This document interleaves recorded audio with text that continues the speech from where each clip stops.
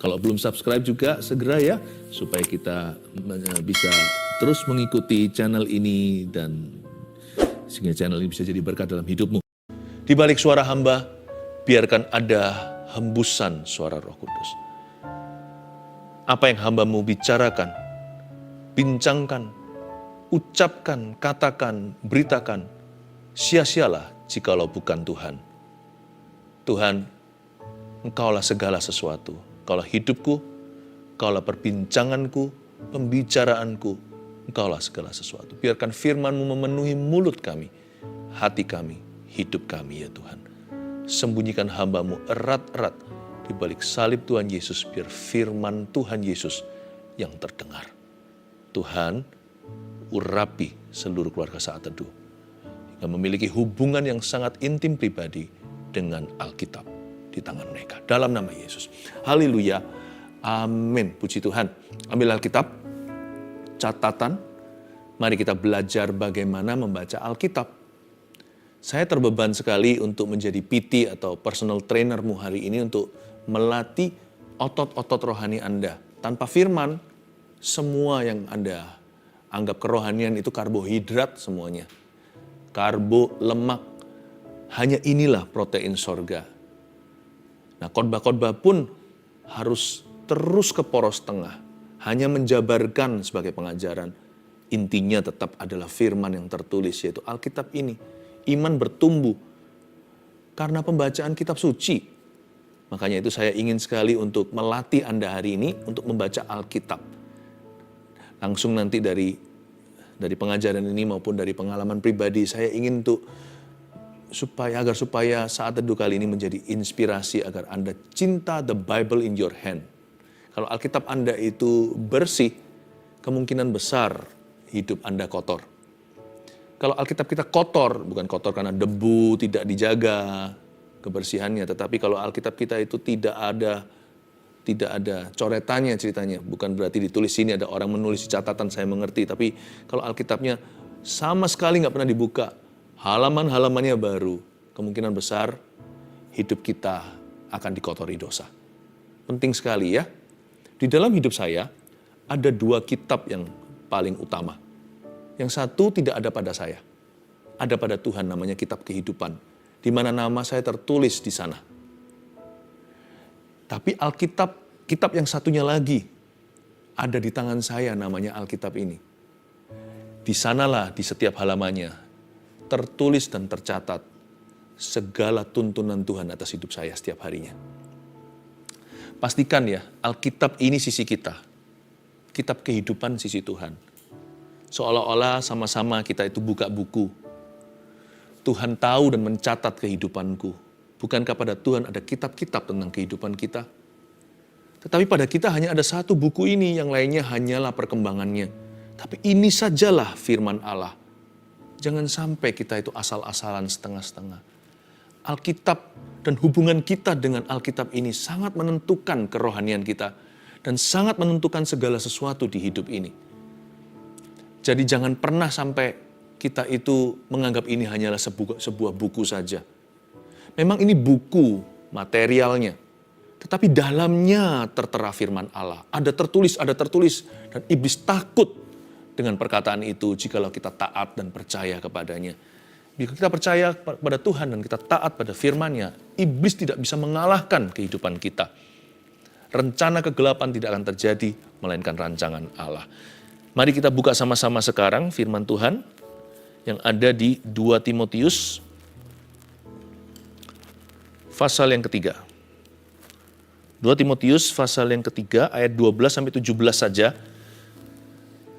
Kalau di Alkitab kita bahasa Indonesia, judul di atasnya itu perikopnya begini, iman bertumbuh dalam penganiayaan dan dalam pembacaan kitab suci. Ini adalah surat Paulus kepada murid rohani atau anak rohaninya, yaitu Timotius.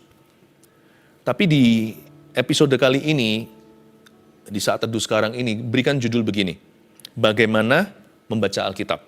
Ya, mari, izinkan saya memuridkan Anda. Ayat 12, memang setiap orang yang mau hidup beribadah di dalam Kristus Yesus akan menderita aniaya. Sedangkan orang jahat dan penipu akan bertambah jahat. Mereka menyesatkan dan disesatkan. Sebentar kita sudah membaca 2 ayat, saya jelaskan dulu. Setiap orang kalau mau hidup beribadah dalam Kristus Yesus, artinya kalau setiap orang itu mau jadi milik Tuhan, pasti akan menderita aniaya. Aniaya itu bisa fisik, di negara-negara tertentu orang Kristen diburu.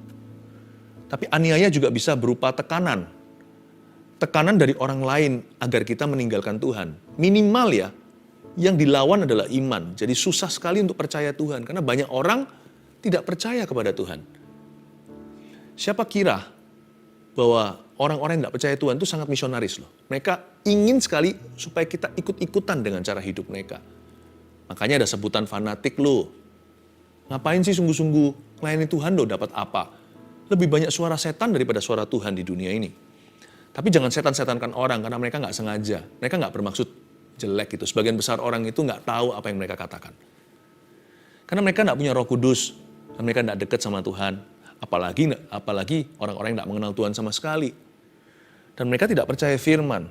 Jadi sebenarnya faithlessness is contagious. Lebih banyak orang-orang yang suam-suam kuku daripada yang sungguh-sungguh. Aniaya itu bisa dalam bentuk anti kekristenan, atau bisa dalam wujudnya berbeda. Mereka nggak anti sama orang Kristen, tapi anti dengan firman di dalam diri anak-anak Tuhan. Tuhan, bisnis. Kata-kata seperti itu toksik sekali dalam jiwa dan racun sekali. Makanya itu, kalau kita mau hidup setia sampai mati, kalau kita mau selamat sampai tujuan, kita harus berpegang teguh pada firman karena ada penganiayaan. Belum lagi aniaya sesungguhnya yang nanti bisa saja terjadi. Kita tidak berpikiran buruk atau negatif ya. Contohnya aja ketika dalam pandemi. Tadinya orang menganggap remeh ke gereja, gampang, kalau nggak ibadah yang satu, ibadah yang kedua, ibadah yang lainnya. Nggak datang hari ini, kan bisa minggu depan. Ya paling jauh bulan depan. Sekarang mau gereja aja, nggak semua orang bisa. Lalu kita bisa saja sekarang kita anggap murah atau anggap murahan. Karena firman kan banyak juga. Banyak sekali hari ini beredar di media. Apa garansinya bahwa suatu hari kita bisa terus mendengarkan firman lewat media massa? Nggak tentu juga bisa. Di negara tertentu diblok pengajaran-pengajaran kekristenan. Karena bagaimanapun juga, setiap media itu ada yang punya. Kita ini hanya numpang lewat. Celaka nggak kalau suatu hari pengajaran jadi langka? Saya sih nggak khawatir, karena saya punya firman. Saya nggak hafal seluruh Alkitab Kejadian sampai Wahyu. Saya pun masih tertatih-tatih untuk melakukannya, terus terang saja. Tapi saya nggak nunggu sempurna baru mengajarkannya, karena orang lain butuh roti yang sama yang saya makan setiap harinya, lewat halaman-halaman yang saya baca di Alkitab saya ini. Tapi yang saya lakukan adalah, saya terus-menerus mengejar firman. Saya terus makan. Jadi sekalipun sampai miskin pengajaran di seluruh dunia diblok pun aniaya sesungguhnya terjadi seperti yang ditakutkan orang kitab Wahyu, antikristus. Saya sih nggak mau berpikiran demikian jauh. Saya hanya mau setia hari per hari. Nanti pada saatnya kesusahan sehari adalah untuk sehari. Pada waktunya tiba, saya pasti ready. Tapi banyak orang lebih nggak siap dari saya.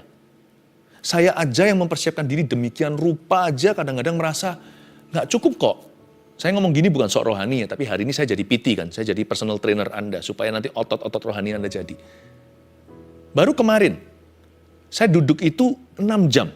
Ya berdiri sekali-kali, kalau nggak gitu kan, nggak bagus juga kan, kita nggak bergerak. Saya duduk baca Alkitab tuh 6 jam. Baru kemarin ini. Tanpa disadari, sudah sore nih.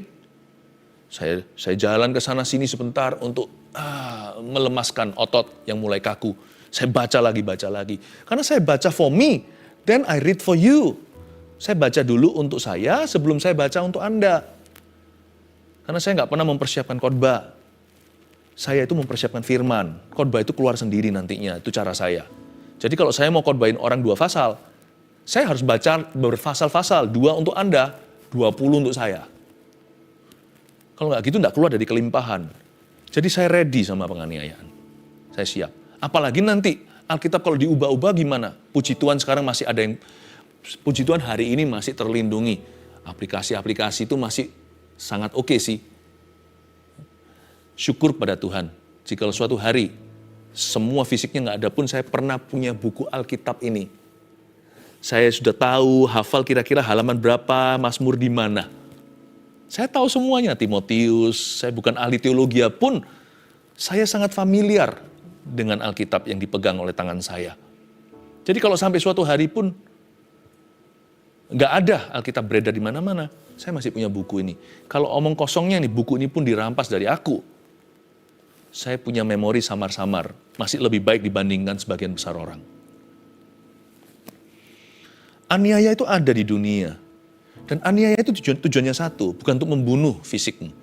Aniaya itu untuk membinasakan imanmu. Nah itu bahaya karena yang setan targetkan adalah kekekalan. Yang dia mau adalah keselamatan, yang dia mau halangi maksudnya. Karena itu selama masih ada aniaya, ada iblis dan setan di dunia, ada pencobaan godaan, maka saya akan tiap hari semakin butuh firman. Saya nggak boleh jauh dari firman Tuhan. I need the word. It's my bread of life. Itu adalah roti kehidupanku. Ayat 13, sedangkan orang jahat dan penipu akan bertambah jahat. Mereka menyesatkan dan disesatkan. Lihat itu. Garis bawahi menyesatkan dan disesatkan. Penyesatan itu bisa saja doktrin salah. Atau aliran sesat. Itu bahasa kerennya. Tapi tahu nggak? Menyesatkan dan disesatkan nggak harus langsung ke doktrin. Bisa saja sikap dan sifat orang yang sangat-sangat menular seperti saya katakan tadi. Negativity. Orang yang pesimis itu bahaya. Negatif. Kalau kita nggak diisi dengan iman, gimana kita bisa pengaruhi mereka? Jangan-jangan mereka yang mempengaruhi kita. Coba lihat, dari 12 orang yang diutus untuk melihat tanah Kanaan. Berapa yang positif pulang? Hanya 2, Yosua Kaleb. 10 tertular. 10 itu menulari satu kemah. Lalu seluruh bangsa, seluruh negeri itu mati semua di padang pasir. Tidak bisa masuk tanah perjanjian. Hanya karena 10 orang banding 2. Lalu 10 itu yang mempengaruhi seluruh umat pilihan Allah. Mereka adalah orang yang menyesatkan dan disesatkan. Kalau saya tidak memperbaharui hati saya dan pikiran saya dengan firman tiap hari seperti Roma 12 katakan. Perbaharui pikiranmu supaya kamu tahu membedakan mana kehendak Allah. Apa yang baik, apa yang berkenan, dan apa yang sempurna. Susah jadi orang benar di dunia ini selama ada aniaya. Susah jadi orang yang beriman selama ada penyesatan. Minimal negatif itu sangat-sangat berpengaruh. Kalau saya nggak dekat sama firman-Mu, aku pasti dipengaruhi. Mana mungkin aku jadi pengaruh. Orang yang punya firman yang akan mempengaruhi orang lain. Jadi jangan sampai kita itu jadi roti yang kosongan. Kalau kita mau jadi roti yang dipecahkan, roti kehidupan bagi orang-orang sekeliling kita, roti kita harus berisi. Kita sendiri harus diisi dengan firman. Kenapa orang-orang kok hanya bergantung semata-mata dengan sekali-kali dengar khotbah? Baca yang teratur dong. Nanti saya kasih tipsnya bagaimana membaca Alkitab. Kita baca dulu ayat 14. Tetapi hendaklah engkau tetap berpegang pada kebenaran yang telah engkau terima. Dan engkau yakini dengan selalu mengingat orang yang telah mengajarkannya kepadamu. Ayat 14 saya jelaskan dulu. Tetapi hendaklah engkau tetap berpegang pada kebenaran yang telah engkau terima. Garis bawahi berpegang pada kebenaran yang telah engkau terima. Jadi di sini kita itu harus menaruh diri untuk diisi oleh firman Tuhan setiap hari. Makanya Paulus ngomong gini sama Timotius, kamu tidak punya kekuatan dan kuasa dalam dirimu sendiri. Itu harus impor masuk. Karena di dalam diri kita yang ada hanyalah dagingnya Adam dan Hawa. Kita ini flesh and blood, darah dan daging. Yesus itu adalah firman. Pada mulanya adalah firman, firman itu bersama dengan Allah, firman itu adalah Allah. Kalau Tuhan Yesus lain, apapun yang beliau katakan, itu semua firman. Ya. Kalau Tuhan bahkan bersin aja, hacu, itu firman. Apapun yang Tuhan katakan, itu firman. Makanya semua yang Tuhan katakan dicatat, bahkan tidak semua, karena nggak cukup buku di dunia ini untuk menampungnya. Andai kata semua yang Tuhan Yesus ajarkan, semua perumpamaannya itu dibukukan, seluruh perpustakaan meledak di dunia. Kalau kita lain, kita hacu ya hacu, kita batuk ya batuk. Karena tidak ada firman dalam diri kita kalau nggak diisi. Makanya Paulus berkata begini, kamu perlu berpegang pada kebenaran. Nggak berhenti di sana, kebenaran itu nggak otomatis ada di dalam dirimu. Yang telah engkau terima. Harus menerima dulu, input mempengaruhi output. Oh, jadi begitu. Jadi semua firman itu impor. Hari ini saya penuh firman, karena firman itu injeksi, masuk ke dalam diriku secara sengaja, itu karena ku cari. Firman tidak akan membuat orang kesurupan. Dia tidak seperti setan yang tidak diundang, lalu tiba-tiba memenuhi rumah. Lalu menghantui kita. Tanpa disadari, orang itu sendiri nggak menyadarinya. Waktu didoakan, tiba-tiba kesurupan. Ternyata dulu dia main kuasa-kuasa gelap. Mungkin dia melakukan 1-2 hal, tapi nggak pernah ada janji setan aku akan menyurupimu. Tiba-tiba aja dia sudah dikuasai. Kalau firman nggak begitu, dia itu mengetuk pintu. Kalau nggak dicari, dia nggak masuk ke dalam. Makanya itu jangan keraskan hatimu jikalau hari ini Tuhan berfirman kepadamu.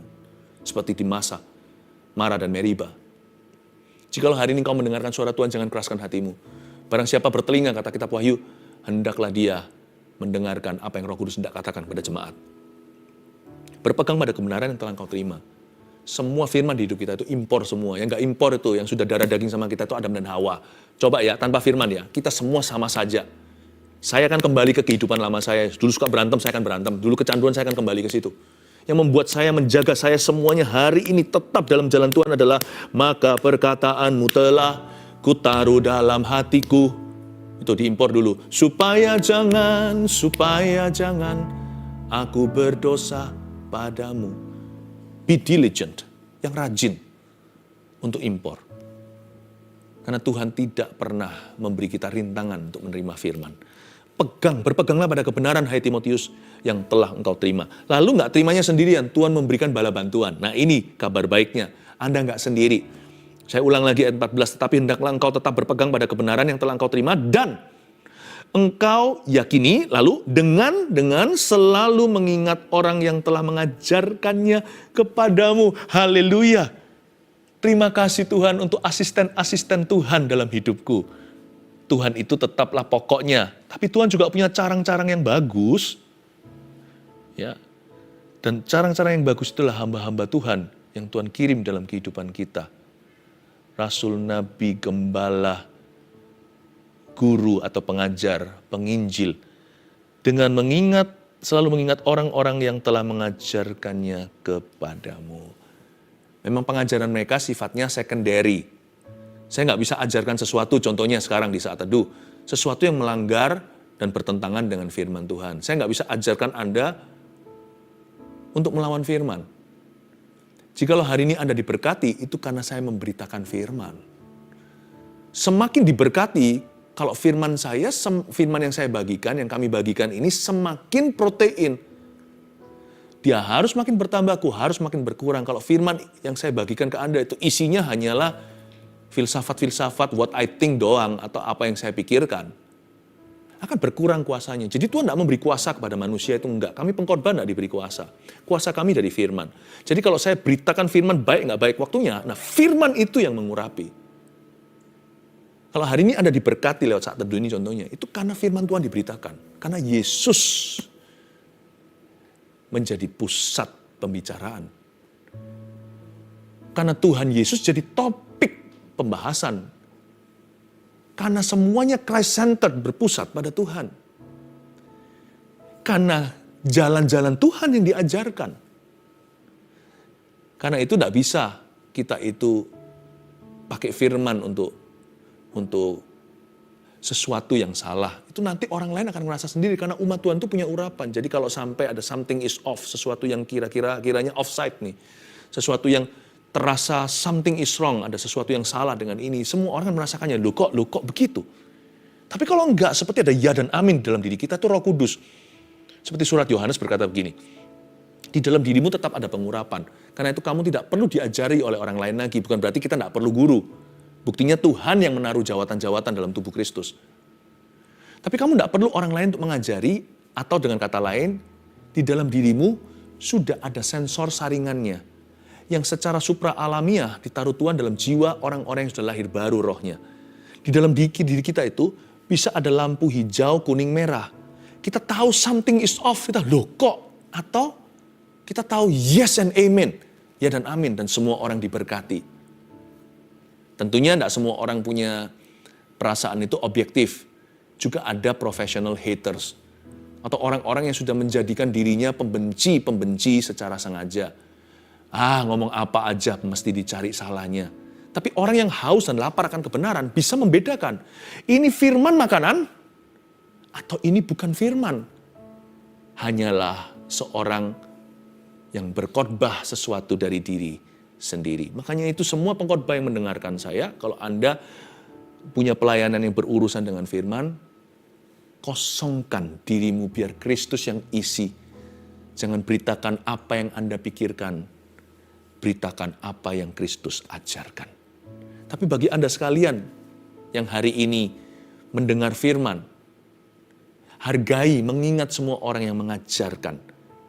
Dan selalu menimbang-nimbang dengan hatimu. Dan jikalau Tuhan berfirman kepadamu, rendah hatilah untuk diajari dan dimentori. Saya bersyukur juga saat teduh ini kita sudah berjalan sekian lama. Dari sejak Maret 2020 kalau nggak salah, kita memulai yang perdana. Itu tiap minggu, Rabu, Sabtu, 2 kali. Itu sudah sekian tahun ini. Anda ada juga orang yang pernah nulis gini sama kami. Kalau bisa adakan 3 kali seminggu dong. Kalau bisa adakan setiap hari. Ya, kan orang itu maunya beda-beda. Ya, tapi saya dengar dari tim yang memberitahu saya, ada yang minta lebih diperbanyak. Gini aja, mulai dengan ini dulu. Kalau Anda merasa Rabu Sabtu hari ini belum cukup, go to episode nomor 1. Itu banyak sekali pewahyuan firman yang Tuhan berikan yang akan mengajarkan kepada kita jalan-jalan Tuhan. Selesaikan itu semua ketinggalanmu. Ada hal-hal yang tidak bisa diulangi lagi. Karena setiap Rabu dan Sabtu saat teduh ini, bahkan online-nya hari Minggu ketika saya berkhotbah, ya kan? Ketika hamba Tuhan siapa dari Gereja Mawar Sharon juga mengisi mimbar. Itu semua adalah kurikulum sorgawi. Itu makanan untuk bertumbuh. Yang satu dengan yang lainnya saling melengkapi. Yang lainnya tidak bisa menggantikan satunya. Masing-masing wahyu secara pribadi dari firman Allah ini. Ayo dengarkan. Di YouTube semuanya kan masih disimpan. Anda bisa ke situ dan ikuti satu persatu. Ya, ayat yang ke-15, ingatlah juga bahwa dari kecil engkau sudah mengenal kitab suci yang dapat memberi hikmat kepadamu dan menuntun engkau kepada keselamatan oleh iman kepada Kristus Yesus. Ayat 15 ini, Paulus ngomong begini sama Timotius, kamu dari kecil kan sudah tahu Alkitab. Dan Alkitab itu yang memberi kamu hikmat dan menuntun kamu pada keselamatan oleh iman kepada Kristus Yesus. Dari kecil kamu sudah tahu Alkitab. Alangkah baiknya ya, dari kecil kita sudah tahu firman Tuhan.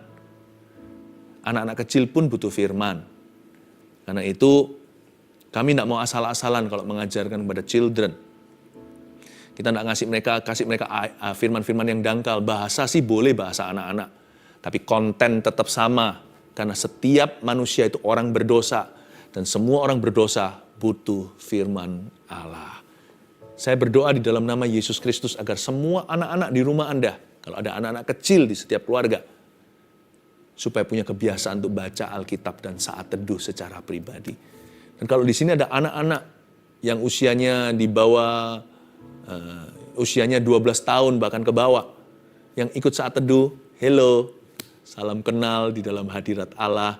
Saya tahu Tuhan itu menganggapmu bukan sebagai anak kecil seperti dunia memperlakukan diri kalian.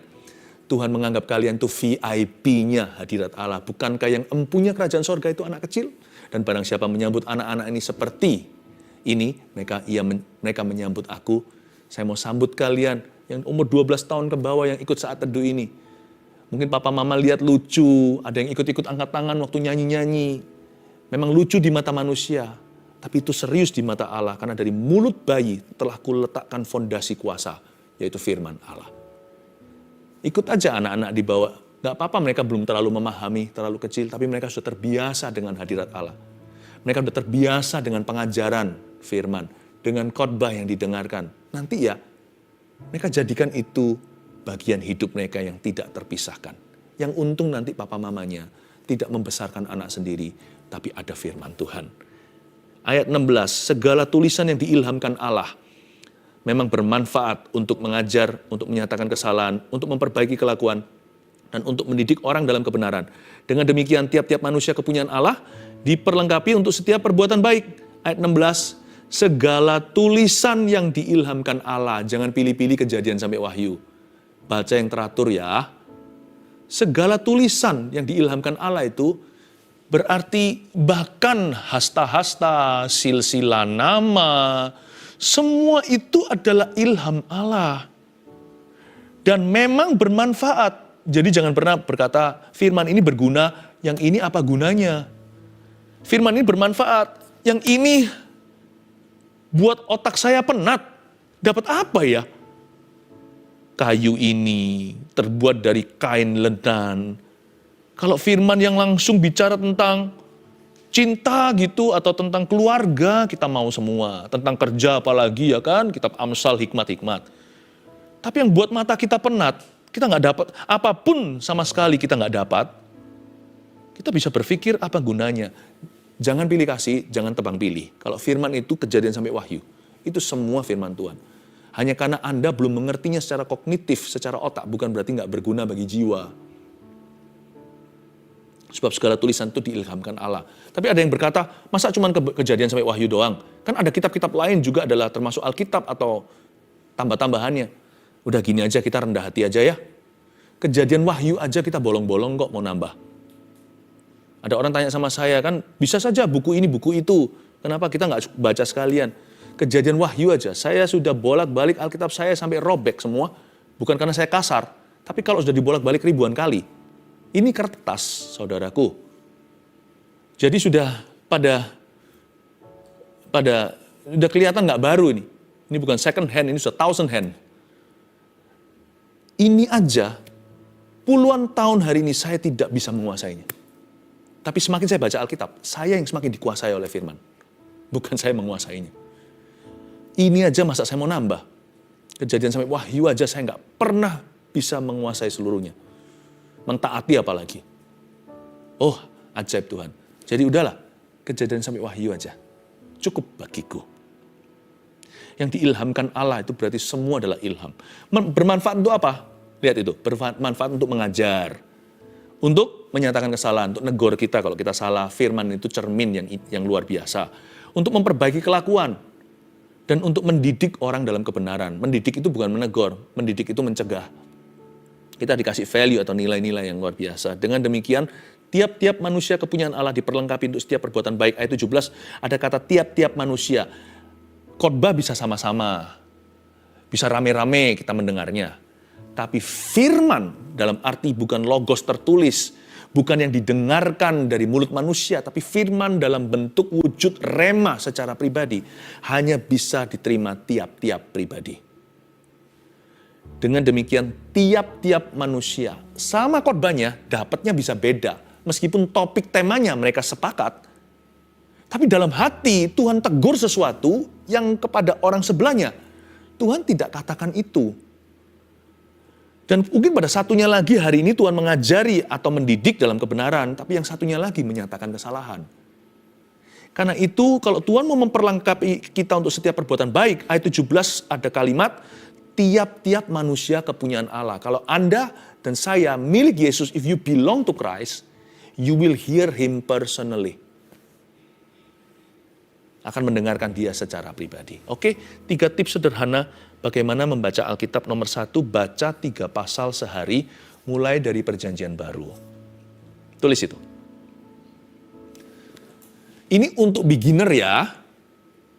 Loh, Pastor Philip, saya sudah baca dari kitab Kejadian, sekarang sudah bahkan sampai ke Yesaya. Ya nggak apa-apa, teruskan. Ini untuk beginner atau untuk pemula. Kalau saya, karena hari ini saya buka-bukaan, saya beritahu sama Anda apa adanya. Sebenarnya saya nggak terlalu nyaman untuk ceritakan. Karena nanti takutnya ada orang yang merasa kayak seolah-olah saya membesar-besarkan. Tapi sebenarnya sejujurnya, ya enggak, saya nggak mau beritahu Anda saya baca berapa pasal sehari, karena bukan untuk membuktikan diri.